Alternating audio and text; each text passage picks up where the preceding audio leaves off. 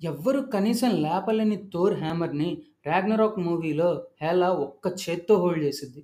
Hold చేయటమే కాదు, ముక్కలు ముక్కల కింద పగలగొట్టిద్ది.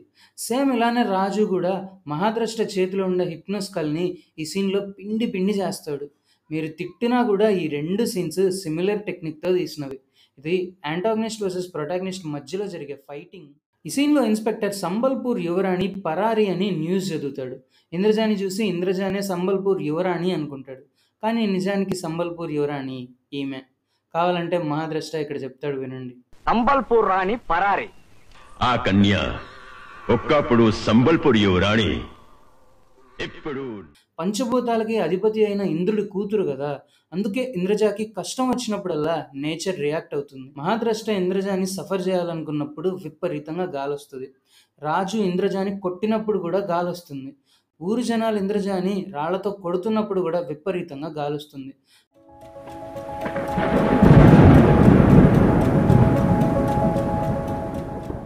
శ్రోతలకు వందనములు.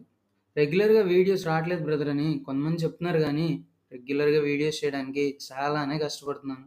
రీచ్ ఎలా ఉంటే వీడియోస్ చేయాలనే ఇంట్రెస్ట్ ఎలా వస్తుంది బ్రో, చెప్పండి మరి. వీడియో చూసేసి లైక్ చేయకుండా కామెంట్ చేయకుండా వెళ్ళిపోతే ఇంకొక నలుగురికి వీడియో ఎలా సజెస్ట్ అవుతుంది, రీచ్ ఎలా వస్తుంది? ఇలా ఉంటే నెక్స్ట్ వీడియో చేయాలనే ఇంట్రెస్ట్ రాదు బ్రదర్.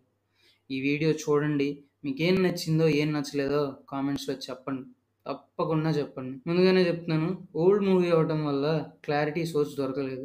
సోర్స్లో క్వాలిటీ లేదేమో కానీ మన కంటెంట్లో క్వాలిటీకి కొత్తవే ఉండదు. ఆల్రెడీ ఇప్పటికీ లేట్ అయింది, ఇంకా స్టార్ట్ చేసేద్దాం.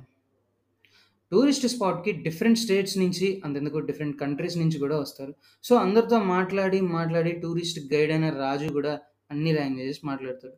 ఓపెనింగ్ సీన్లో ఇంగ్లీష్, హిందీ, కన్నడ, తమిళ్, తెలుగు బహుళ భాషా యాత్రికులు వస్తారు. రాజు కూడా అన్ని లాంగ్వేజెస్ మాట్లాడగలడు. అది మనకి సినిమా మొత్తం చూపిస్తారు. ఈ సీన్లో ఇంగ్లీష్ డైలాగ్, గుండప్పతో కన్నడలో మాట్లాడటం, ఇలా అనమాట. విషయం ఏంటంటే మాట్లాడటమే కాదు, ఆ డిఫరెంట్ లాంగ్వేజెస్ ఫ్లోని ఓపెనింగ్ సాంగ్లో కూడా కంటిన్యూ చేశారు. రాజు ఎంట్రీ సాంగ్లో నా పేరే రాజు, ఎన్ పేరే రాజు, మేరా నామ్ రాజు, మై నేమ్ ఇస్ రాజు అని లిరిక్స్ని అన్ని లాంగ్వేజెస్లో ఇన్సర్ట్ చేసుకున్నారు. రాజు లాంగ్వేజెస్ కమాండ్ని ఆడియన్స్ మైండ్లో ఎస్టాబ్లిష్ చేయడానికి. ఈ సీన్లో ఇన్స్పెక్టర్ సంబల్పూర్ యువరాణి నగలతో పరారి అని న్యూస్ చదువుతాడు. ఇంద్రజాని చూసి ఇంద్రజానే సంబల్పూర్ యువరాణి అనుకుంటాడు. కానీ నిజానికి సంబల్పూర్ యువరాణి కిడ్నాప్డ్ బై మహాద్రష్ట. మహాద్రష్ట సంబల్పూర్ యువరాణిని కిడ్నాప్ చేసి తన బానిసని చేసుకుంటాడు. బయటంతా అనుకున్నట్టు సంబల్పూర్ యువరాణి పరారి కాదు, కిడ్నాప్. కావాలంటే మీరే వినండి ఇక్కడ. సంబల్పూర్ రాణి పరారి. ఆ కన్య ఒక్కప్పుడు సంబల్పూర్ యువరాణి, ఇప్పుడు నా బానిస. సైడ్ కిక్ డీటెయిల్స్ ని కూడా వదలకుండా బిల్డ్ చేశారు. రైటర్ జంధ్యాల గారు అండ్ ఎండమూరి గారు డిడ్ ఏ గ్రేట్ జాబ్. ఈ మూవీ మొత్తం మీద నాకు నచ్చిన మంచి డీటెయిల్ ఇదే, ఈ బుక్కే. ఈ సీన్లో రాజు ఒక బుక్ చదువుతూ తన ఫేస్ మీద పెట్టుకొని పడుకుంటాడు. రాజు ఒక టూరిస్ట్ గైడ్ కాబట్టి తను ఒక హిస్టరీ రిలేటెడ్ బుక్ చదువుతున్నట్టు చూపించారు. క్యారెక్టర్ రూమ్ రైటింగ్ అనమాట. అక్కడ ఏదో ఒక సినిమా వీక్లీ మ్యాగజైన్ చూపించవచ్చు, లేదంటే ఏదో ఒక సండే బుక్ చూపించవచ్చు. కానీ డైరెక్టర్ అండ్ ఆర్ట్ డైరెక్టర్ ఆ ఛాన్స్ తీసుకోలేదు. క్యారెక్టర్ ఆక్యుపేషన్కి తగ్గట్టే హిస్టరీ, కల్చరల్ యాక్టివిటీస్ మీద రాసిన బుక్ను ఉంచారు. చాలానే ట్రై చేశాను ఈ బుక్ ఏంటా అని కనుక్కోవడానికి, కానీ ఇది ఆంధ్రప్రదేశ్లో కల్చరల్ యాక్టివిటీస్ లైక్ కూచిపూడి నాట్యం అండ్ వీధి నాటకాలకి సంబంధించిన బుక్ అని తెలిసింది. అంతకుమించి ఎక్కువ డీటెయిల్స్ కలెక్ట్ చేయలేకపోయాను. ఆన్లైనే కాదు, నా వ్యూవర్స్ కోసం ఆఫ్లైన్లో కూడా రీసెర్చ్ చేశాను. బట్ 1980s పబ్లిషింగ్ బుక్ అవడం వల్ల ఎక్కువ డీటెయిల్స్ అవైలబిలిటీలో లేవు. షాపింగ్ కాంప్లెక్స్లో ఇక్కడ ఈ డ్రెస్ చూస్తుంది ఇంద్రజ. ఈ డ్రెస్ చూసి ఆహా ఏమీ ఈ మానవుని కళా నైపుణ్యము, అతి మనోహరమైన వర్ణ వస్త్రములు అని అనుకుంటుంది. ఈ డ్రెస్ తనకి బాగా నచ్చుతుంది అండ్ రాజు బట్టలు కనుక్కోమని డబ్బులు ఇస్తాడు. ఈ డ్రెస్ బాగా నచ్చి కొనుక్కున్న ఇంద్రజ ఇక్కడ ఈ సీన్లో వేసుకుంటుంది. ఈ డ్రెస్సే కాదు, బ్లూ కలర్ నైట్ గౌన్ని ఈ సీన్లో, వైలెట్ కలర్ డ్రెస్ని ఈ సీన్లో యూజ్ చేశారు. 1991లో ఇలాంటి యాక్యురసీతో ఉన్న కంటిన్యూషన్ డీటెయిల్స్ని చూస్తే ఊరకనే అయిపోలేదు, ఈయన పెద్ద డైరెక్టర్ అనిపించింది. I felt the accuracy of Indraja character portrayal is so good man.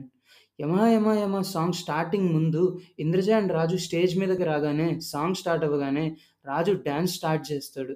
రాజును చూసి ఓహో ఇప్పుడు నృత్యం ఆడాలి అని ఇంద్రజ తనకి తెలిసిన గంధర్వ నాట్యం మొదలు పెడుతుంది. మామూలు మానవ నృత్యం గంధర్వ కన్యకి రాదు గనక.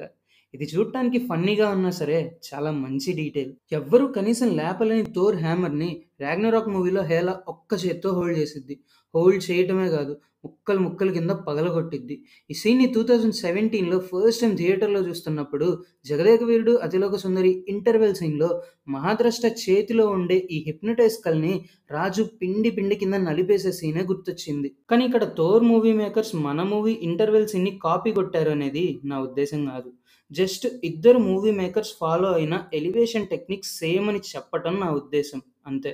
ఒక మూవీలో ప్రొటాగనిస్ట్ వర్సెస్ యాంటాగనిస్ట్ మధ్యలో ఫైట్ జరుగుతున్నప్పుడు ఒక క్యారెక్టర్ మెయిన్ స్ట్రెంగ్త్‌ని అదర్ క్యారెక్టర్ ఈజీగా డిస్ట్రాయ్ చేస్తే ఆ క్యారెక్టర్ ఎంత పవర్ఫుల్ అనేది ఆడియన్స్‌కి అర్థమవుతది. ఇదేమంత ఈజీ కాదు. క్యారెక్టర్ స్ట్రెంగ్త్‌ని ఫస్ట్ బాగా ఎస్టాబ్లిష్ చేయాలి. థోర్ హ్యామర్‌ని దాని పవర్‌ని అయితే చాలా మూవీస్ నుంచి ఎస్టాబ్లిష్ చేసుకుంటూ వచ్చారు. ఇలానే మహాద్రష్ట చేతిలో ఉండే ఈ హిప్నటైజ్ స్కల్‌ని ముందు సీన్‌లో ఎస్టాబ్లిష్ చేస్తారు. అంటే సంబల్పూర్ యువరాణిని వశపరుచుకోవడానికి మహాద్రష్ట ఆ స్కల్‌ని యూజ్ చేసిన సీన్ చూడగానే అది ఎంత పవర్ఫుల్ అనేది అండ్ దాన్ని యూజ్ చేసే మహాద్రష్ట ఇంకెంత పవర్ఫుల్ అనేది ఆడియన్స్‌కి మైండ్‌లో రిజిస్టర్ అవుతది. అలాంటి పవర్‌ని ఒక్క చేత్తో పిండి పిండి కింద నలిపేసాడంటే రాజు ఎంత పవర్ఫుల్ అనేది ఎలివేట్ అవుతది. అండ్ ఆ మెయిన్ స్ట్రెంగ్త్స్‌ని అదర్ క్యారెక్టర్స్ డెస్ట్రాయ్ చేయగానే ఈ 2 క్యారెక్టర్స్ గూడా ఆశ్చర్యపోయిన రెస్పాన్స్ సిమిలర్‌గానే ఉంటుంది. ఇక్కడ 2 మూవీ రైటింగ్ టీమ్స్ ఎలివేషన్ కోసం ఫాలో అయిన టెక్నిక్ ఒక్కటే అని చెప్తున్నాను. హోప్ మీకు అర్థమైందనే నేను అనుకుంటున్నాను. సినిమా మొత్తానికి హైలైట్ అనుకోండి, లేదంటే నాకు నచ్చిన పార్ట్ ఏదైనా అనుకోండి. బట్ ఈ సీన్ వచ్చినప్పుడు నేను కాసేపు సినిమా చూస్తున్నాను మర్చిపోయి, నిజంగానే దేవకన్య మానవుల ప్రేమ కథ పక్క నుండి చూస్తున్నానేమో అని అనిపించింది. But I felt like somewhere ఎక్కడో ఏదో ఒక మూలన ఒక దేవత మామూలు మనిషితో ప్రేమలో పడే పాయింట్ 'వండర్ వుమెన్‌ని' గుర్తు చేసింది. అఫ్‌కోర్స్ 'వండర్ వుమెన్' కామిక్ 1984లోది అయ్యుండొచ్చు. కానీ ఇలాంటి గంధర్వ మానవ ప్రేమ వివాహాల కథలు మన పురాణాల్లో ఉన్నాయి. మూవీ ప్రొడ్యూసర్ అశ్విని దత్ గారు ఎన్టీఆర్ గారి 'జగదేక వీరుని కథ' మూవీ ఇన్స్పిరేషన్‌తో బేసిక్ లైన్‌ని రాసుకున్నామని చెప్పారు. బట్ ఇందాక చెప్పినట్టు 'జగదేక వీరుడు అతిలోక సుందరి'ని చూసి హాలీవుడ్ వాళ్ళు ఇన్‌స్పైర్ అయ్యారనో, మనోళ్ళు హాలీవుడ్‌ని కాపీ కొట్టారనో అనేది నా ఉద్దేశ్యం కాదు. మన ఫ్యాంటసీ ఏమాత్రం హాలీవుడ్‌కి తక్కువ కాదు అని చెప్పాలి అనేదే నా ప్రయత్నం. Limited production values, limited economy and limited market వల్ల ఎక్కువ కాలం మనం ఇక్కడే ఉండిపోవాల్సొచ్చింది గానీ, క్రియేటివిటీకి ఏమాత్రం తక్కువ లేదు మన దగ్గర. And 'Indraja' had a connection with nature. Of course తను భూమి మీద ఉన్న ఒక దేవకన్య అని నేచర్‌కి తెలీదా ఏంటి?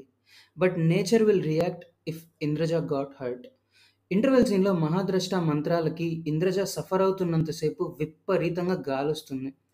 అంగుళీకము ఇంద్రజాని తాకి తను మామూలు స్థితికి రాగానే గాలి ఆగిపోతుంది. ఈ సీన్‌లో రాజు ఇంద్రజాని కొట్టగానే ఇలానే విపరీతంగా గాలొస్తుంది. అండ్ ఈ సీన్‌లో వీళ్ళు ఇంద్రజాని రాళ్ళతో కొట్టడం స్టార్ట్ చేయగానే అగైన్ మళ్ళీ విపరీతంగా గాలి మొదలవుతుంది. పంచభూతాలకి అధిపతి అయిన ఇంద్రుడు కూతురు కాబట్టి నేచర్ అలా రియాక్ట్ అవుతున్నట్టు పెట్టారు. Nature and animals can predict the power. ఆ రెండిటిని పోర్ట్రే చేశారు మనకి ఈ మూవీలో. అల్లావుద్దీన్ అనే డాగ్ కూడా ఇంద్రజాని ఏం చేయదు. అండ్ అగైన్ మళ్ళీ కోతి విసిరేసిన ఈ రింగ్ మళ్ళీ గాలి వల్లనే ఈ పిల్లలకి దొరుకుతుంది. Nature is helping to them. And నేను తప్పకుండా మెన్షన్ చేయాల్సిన ఇంకొక detail costumes. This movie costume designers did a damn good job man. 'Yamaha నీ యమ యమ అందం' సాంగ్ చూస్తే రాజు అండ్ ఇంద్రజ వేసుకునే ఫుట్‌వేర్, అదే షూ అయినా, చెప్పులైనా ఏదైనా సరే వాళ్ళ కాస్ట్యూమ్ కలర్‌లో మ్యాచ్ అయ్యేటట్టు చాలా పర్ఫెక్ట్‌గా డిజైన్ చేశారు.